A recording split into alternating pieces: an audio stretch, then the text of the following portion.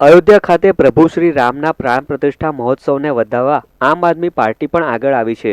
જેમાં અયોધ્યા પ્રાણ પ્રતિષ્ઠા મહોત્સવ પ્રસંગે ભરૂચ શહેર તથા જિલ્લામાં નોનવેજની દુકાનો બંધ રાખવાની માંગ સાથે ભરૂચ કલેક્ટર કચેરી ખાતે આવેદનપત્ર પાઠવાયું હતું. આવેદનપત્રમાં જણાવ્યા અનુસાર આગામી તારીખ 22મી જાન્યુઆરી 2024ના શુભ દિવસે પ્રભુ શ્રી રામલલ્લાનું બાળ સ્વરૂપ નૂતન રીતે શ્રી રામ જન્મભૂમિ ઉપર બની રહેલ નવા મંદિર, જેના ભૂતળના ગર્ભગૃહમાં તેની પ્રાણ પ્રતિષ્ઠા થશે. આ નવનિર્મિત થયેલ મંદિરમાં પ્રભુ શ્રી રામ બિરાજમાન થનાર છે, જેથી સમગ્ર ભારતના સનાતની નાગરિકો દ્વારા ભજન કીર્તન, આરતી, પૂજા પાઠ, જાપ, રામ રક્ષા સ્ત્રોત, હનુમાન ચાલીસા તેમજ સુંદરકાંડથી સમગ્ર ભારતનું આખું વાતાવરણ સાત્વિક, ભક્તિમય તેમજ રામમય બની જશે. આ દિવસે તમામ હિન્દુઓ પ્રભુ શ્રી રામ ભગવાનની પૂજા અર્ચના મહાપર્વ દિવાળીની જેમ ઉજવણી કરવાના છે. આમ પ્રભુ શ્રી રામ જન્મભૂમિમાં શ્રી રામલલ્લા ભગવાનની પ્રાણ પ્રતિષ્ઠા થનાર હોય, જેથી એ દિવસે ભરૂચ શહેર તથા જિલ્લામાં તમામ નોનવેજની દુકાનો, લારીઓ તેમજ કતલખાનાઓ બંધ રાખવા અંગે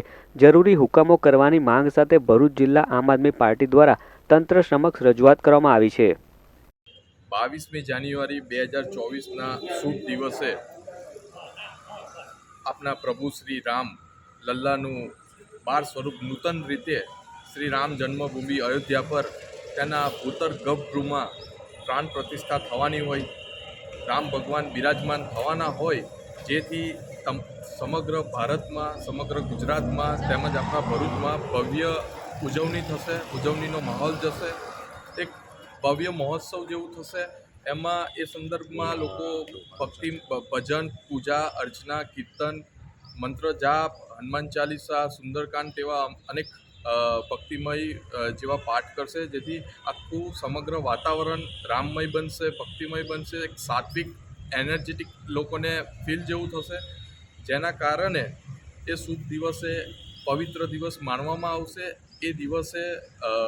અમારી એક કલેક્ટરને સૂચન છે અને એક વિનંતી છે કે આ પવિત્ર દિવસે